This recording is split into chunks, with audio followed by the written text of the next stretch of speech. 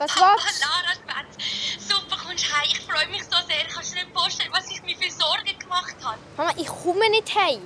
Janina hat mit ihrem Papi telefoniert, er kommt euch abholen. Ja, Janina vielleicht. Mir ist egal, was Janina macht.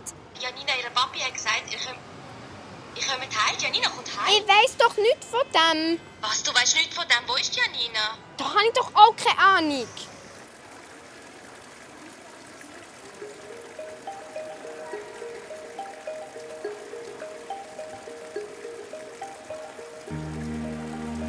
Hey, ich wollte mich nur schnell melden.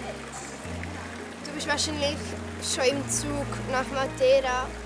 Aber ich wollte mich einfach entschuldigen für all das, was ich gemacht habe. Hat er gestritten?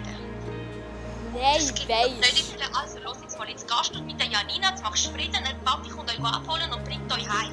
Ich habe doch keine Ahnung, wo die Janina ist. Lütsch halt an, mein Gott, muss dir alles vorkatschen.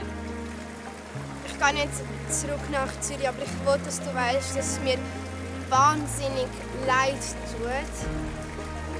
Der Insta-Scheiß ist nicht wichtig. Mama, ich komme nicht heim. Ich gehe jetzt auf den Zug und gehe zu meinem Papi. Das gibt's doch einfach nicht.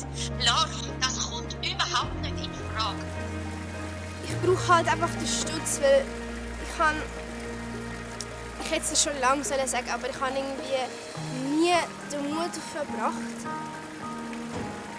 Es ist halt so, dass mein Vater... Scheiße, mein Akku! Du kommst heim. Nein, Mama, ich komme nicht heim und tschüss!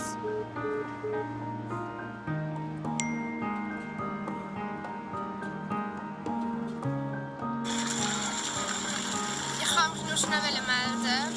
Ich glaube, ich fahre jetzt einfach wieder zurück nach Zürich.